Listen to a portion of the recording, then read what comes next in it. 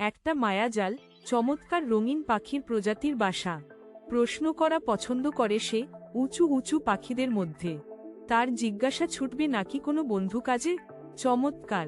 পাখির প্রশ্নের সাহায্য করতে মিষ্টি ফুলের হাত ধরে বসেছে একটি খুব আগ্রহী প্রাণী। সবাই মিলে পাখির প্রশ্নের উত্তর খুঁজছে, একসাথে হাসি খুঁজছে এগিয়ে। গুপ্তভাবে একজন বিচারপতি সবার জবাব দেখতে যাচ্ছে, চমকের মুখ। ফ্লাইং মেঝের ওপর কোন পর্বত ছুঁয়ে যাবে এক বাচ্চা পাখির প্রশ্ন উত্তরে। উত্তর পেয়ে সে সবার আগে থাকবে।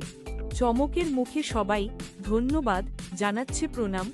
তারা জানাচ্ছে সবাই একে অপরের সাথে সাথে থাকার মূল্য।